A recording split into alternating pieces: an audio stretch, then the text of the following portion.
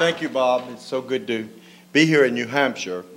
We are an organization that represents mayors, represents cities from Honolulu, Hawaii, San Juan, Puerto Rico, San Francisco, Key West, Florida, the whole nation. Mayors get it. Mayors get what we're talking about. And we are in a situation this year where we have an open situation on both sides, first time since 1952.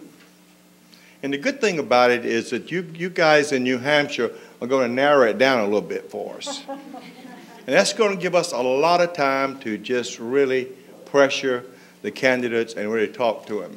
And so everything that we are doing, we appreciate what we are doing with the new Congress, but we're focusing on the transition for the new president and what the new president is going to do those first 100 days. Now, Van is absolutely right when he was talking about big picture, Commerce Department, but we need to understand something. Nobody promotes American cities in the federal government. Not one red penny is spent by the federal government to promote what's doing here in New Hampshire or what's doing in Chicago or Stamford, Connecticut, and Honolulu. But millions of dollars are spent by the French government promoting Paris. So there's something wrong in Washington when we do not have our federal government, understanding the economic impact that Bob has been talking about and promoting our own cities. The other thing that's very important, I think, is it is time for us to recognize the economic benefit, the spiritual benefit of bringing a new cabinet-level secretary into the government. So the United States Conference of Mayors 4 years ago, under the leadership of the Miami Mayor Manny Diaz, proposed that we have at the cabinet level a minister or a secretary of culture, just like France does. France has a minister of culture.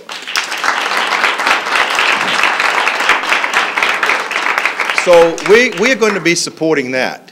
We're going to be supporting that and pushing it as hard. Commerce Department, we mentioned this. We're in trouble around the world. We have mayors that believe and practice democracy every day. And anywhere you walk in this country, you walk down the streets and you hear our music. You see our movies.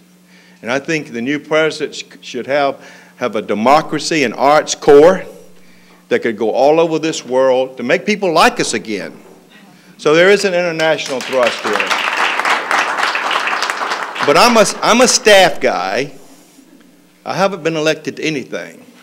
I, like Bob, work in Washington. And I'm very humbled to be here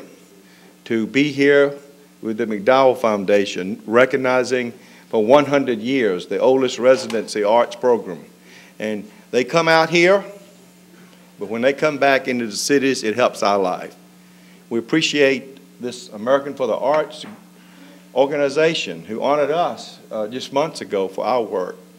So these groups, along with the business community, which are CEOs of hotel industries, restaurant industries, can come together and make something happen for us in this next administration. So we're hopeful. We come tonight with hope. We come tonight recognizing, that New Hampshire is not exactly the most urban state, but arts brings us together. Arts brings us together. And that's what's very important. Mayor Daley has said, you can take the Chicago Bears, give me a Monet exhibit every 2 weeks, and I can show you what it does to the economic side, along with the spiritual side. So I'm very pleased to present to you tonight two outstanding mayors. First, Mayor Mufi Hanneman, who has come all the way from Honolulu, Hawaii, to be with us. If you come forward, Mayor. He is the chair of our Conference of Mayors Arts Committee. And his vision and his leadership now, as we go forward, is going to be very helpful for us. So we'll first hear from the mayor of Honolulu, Hawaii, Mufi Hanneman.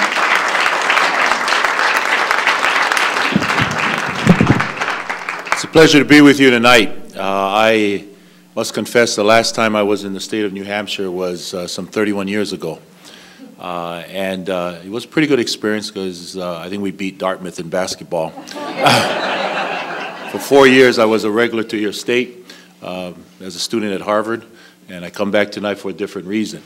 And the reason tonight, besides talking about arts, I think is very commendable on your part, and that is the need for Americans to vote. I need to tell you that one of the things that we're not proud about as Americans is the fact that when you compare us to other countries, we still have one of the lowest percentages in the world when it comes to voting. And that shouldn't be the case. We have stood as a bastion of democracy, of defending individual freedoms and liberties, not only in our country, but throughout the world. I know in my state, that's one of the things I shudder and look at every election day when I see how low our percentage is. And in Hawaii, we don't have any excuse because we don't have cold weather there in November to keep people away from voting. So I thank you for being here tonight, and I thank you for your interest in stimulating motivation and desires on the part of all Americans, especially here in New Hampshire, to vote. Now let me talk about the arts. I'm very happy to be here with my colleague, Mayor Malloy of Stamford, Connecticut. We're living testimony to the fact that mayors do more than fix potholes and sewers and clean up parks and ensure public safety.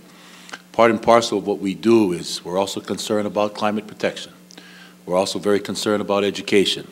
And obviously, we are very much interested in economic development, vitality, and the arts. Now, I believe the arts is important for several reasons. Number one, it defines the essence and soul of a city. In our particular case, we have a background that's steeped in having a monarchy. At one time, we had a monarch that circumnavigated the world. His name was King David Kalakaua.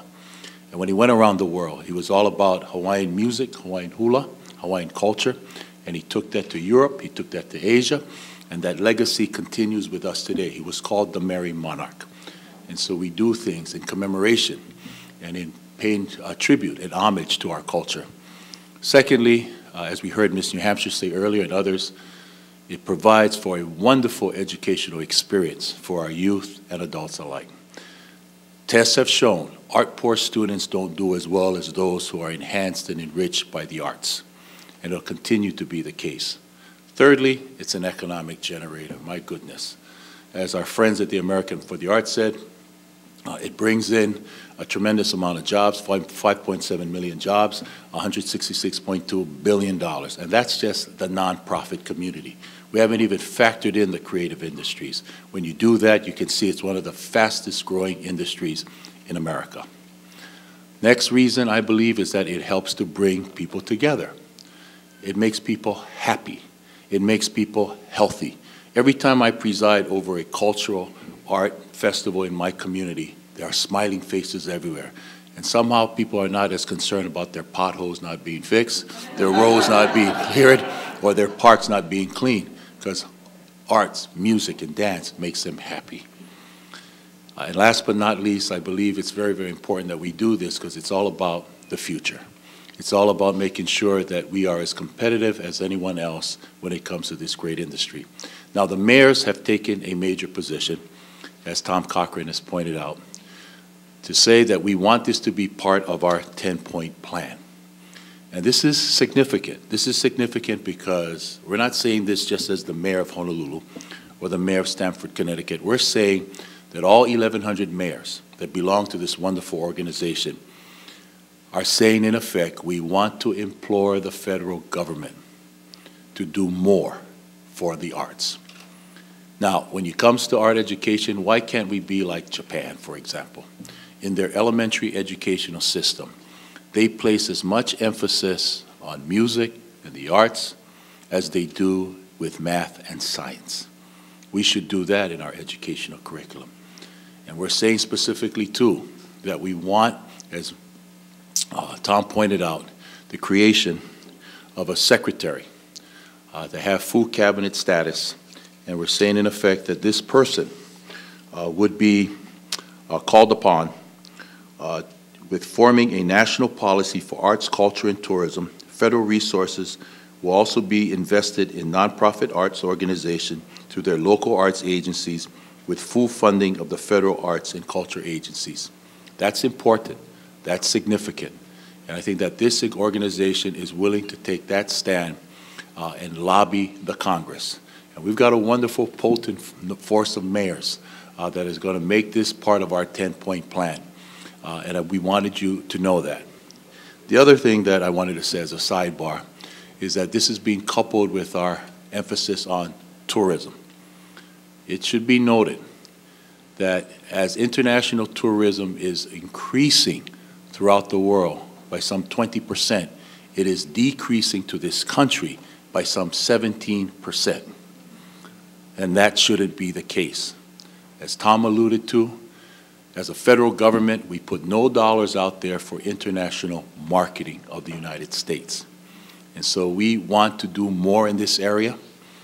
We want to ask the federal government, that's important to have major security measures in place, but it has to be balanced also with hospitality. We continue to hear from Honolulu to New York about some of our entry requirements that visitors have to go through, that they find it very restrictive, sometimes very unwelcoming, and as we say in Hawaii, it lacks the aloha spirit. And so this is what we want to do. We want to ask the federal government to make this a priority. Our partner there is the Travel Business Roundtable, headed by Jonathan Tisch, who heads up the Lowe's Corporation.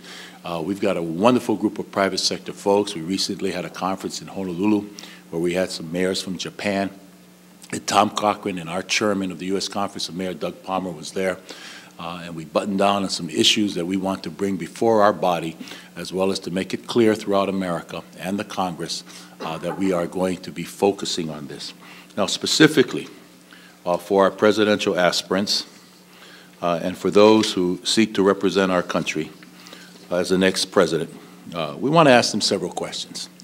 We'd like to know how they will respond to the needs of individual cultural practitioners and working artists. We'd like to know what policies and platforms will they implement to assure that a vibrant and sustainable creative industry thrives in each of our cities, and to what extent will arts education initiatives be prioritized in their administration's agenda.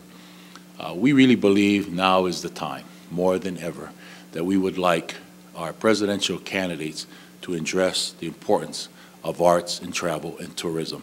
And today is a wonderful place to start this, because this is where a presidential primary will be held. This is where the candidates will be coming through either by themselves or they'll have their representatives represent them as they will tonight.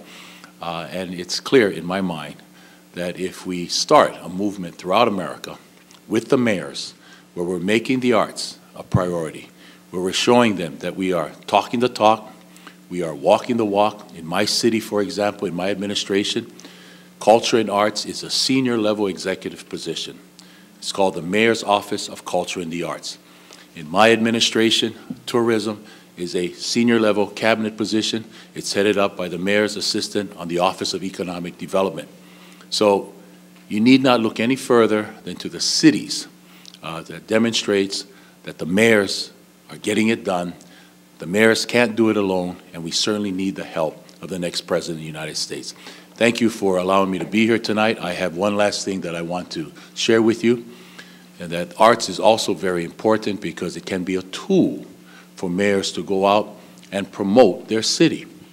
And in that regard, I not only have a reputation of being the tallest mayor in America, but I also think I am the singingest mayor in America.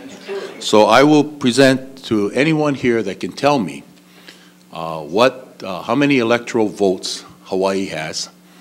Okay, and if the first person that tells me gets a DVD of the mayor wishing you a Merry Christmas from Hawaii, and also singing a song about how much he loves Honolulu, so that all of you can come and visit me in my island. Who wants to venture a guess? Yes, first person. Go ahead. Yes. Come up, man, young man.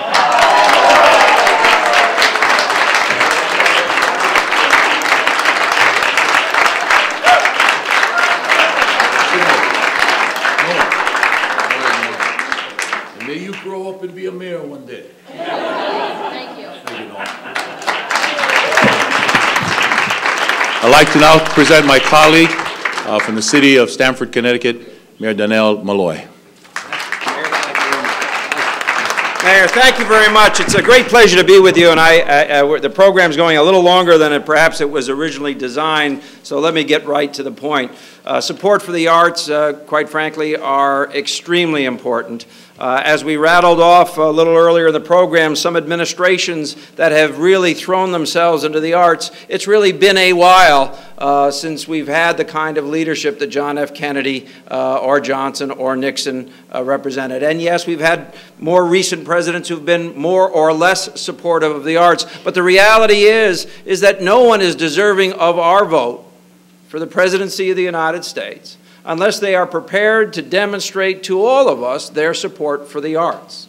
After all, I mean, where are the artists going to come from if they're not properly supported? The idea that the federal government spends as little money as it does in support of the arts is a national embarrassment. And if you don't travel abroad, you may not fully appreciate the extent to which foreign governments support their arts, their tourism industries, and, by the way, therefore support their artists and those who produce forms of art. Where are the great American architects going to come from if we don't get back in the game? Where is the next Aaron Copland or Appalachian Spring going to come from if there is too little support lent? When is the next time that a Jessica Tandy will appear in a New Hampshire summer stock theater if there is no support for the arts? Will Leonard Bernstein or his equivalent ever occupy study space in New Hampshire and write a mass if we don't support the arts? You know, you can go back generations before that, and you can try to move generations forward. But the reality is the vision is a lot less clear with respect to the support and the growth of arts and tourism in this country over the last 20 or 30 years than it has ever been. There is less appreciation for the arts today. I'm not talking about the people in the room, but less appreciation for the arts today in this country than we have experienced in any time since the colonial period in this country. I was talking to the director of the Community Arts Organization in Newport, New Hampshire, and she made the point of telling me, although community is in the name, there is no community support. In part, not community, government funding. Thank you.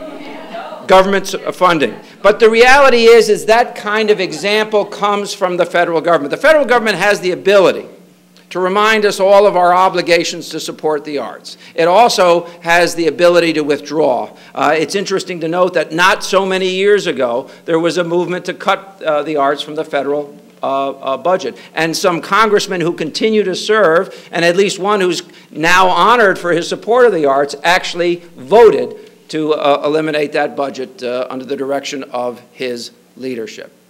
Now, I was on the program to talk about local support for the arts because if local governments don't do it, and if state governments don't do it, in this country, it will not be gotten done. So I'm very proud to appear before you as a mayor who brought to his community a community arts grant-making program where the city government actually takes dollars and gives it to arts organizations for the production, for instance, of a play about the Holocaust, or a movie, or community improvements in arts organizations. Or because 33% of our population was born in a country other than the United States, local organizations that demonstrate the strength of those cultures represented in our population. I'm very proud to appear today as the mayor of a city and in the state of Connecticut, which was, I think, wise enough to pass a very substantial credit for the movie industry, and where over this past summer, some 70 productions were undertaken to avail themselves in the state of that 30% tax credit. Literally taking part of our industry, which had fled to Canada, bringing it back to the United States. I'm very proud to appear before you as a mayor of a city that actually supports multiple cultural organizations, including its symphony, including its opera, including its ballet companies, including its museum. Now imagine if we had a federal government that acted the way that some of the communities in this country act. That's what your role is. Now, let me just say finally before I conclude that I have visited this state many times in my life. I've participated in your primaries campaigning for candidates, most of whom never became president. But I want to thank you for the role that you play in American politics. No one takes their politics more seriously than the people of the state of New Hampshire. You are to be thanked for that. But I ask that those of you who support the arts as I do, ask everywhere you get a chance between now and primary day, any representative and any candidate, are you prepared to pledge yourself in support of arts on the federal level, not where they are now, because quite frankly, we should all be embarrassed of where they are now, but increasing the kinds of funding that we need to increase it to be competitive with the other industrialized nations in this country. Now, one final story. I had a few hours. I had spoken at Harvard University this morning on another topic and was coming up here, got some work done, and I took the time to drive to a place that I had actually spent many of my summers, Sunapee, New Hampshire. Took time to go, 89 to 103, or actually to Warner to 103 into Sunapee. And usually when we came from Connecticut as a kid, we went through Newport, the other direction.